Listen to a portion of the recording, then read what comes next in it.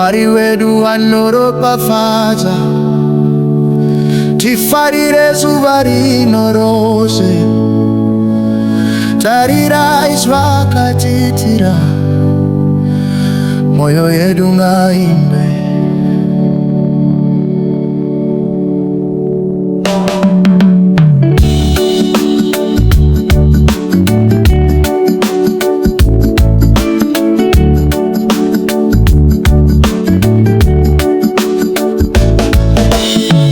Wakamuka mangwanani ano, mwari akakuchengeta usiku, mweya wako uri mupenyu, izvi zvakatoita mufaro.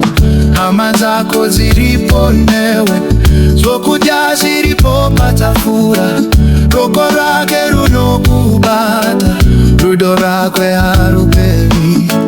Svinurai maoko enyu, chinirai tsoka dzenyu, mwari anofanira kukudzwa, ngatidaidze pamwe chete.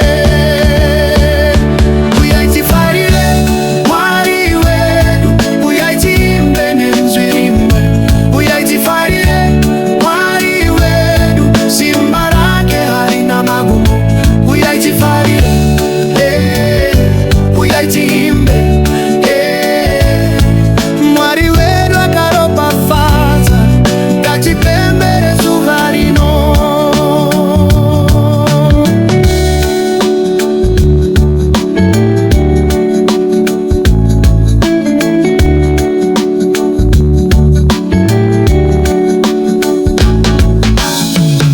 Akapindura minyengetero yarova pamwoyo pangu, nguva dzakaoma dzafura, iye akandimirira.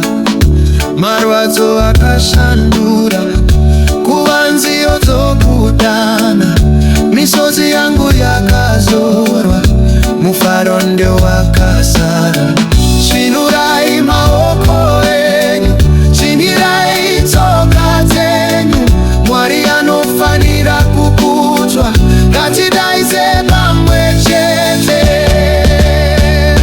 Uyai tifarire mwari wedu, uyai tiimbe nenzwi rimwe. Uyai tifarire mwari wedu, simba rake harina magumo. Uyai tifarire, uyai tiimbe, mwari wedu akaropafadza, ngatipembere zuva rino.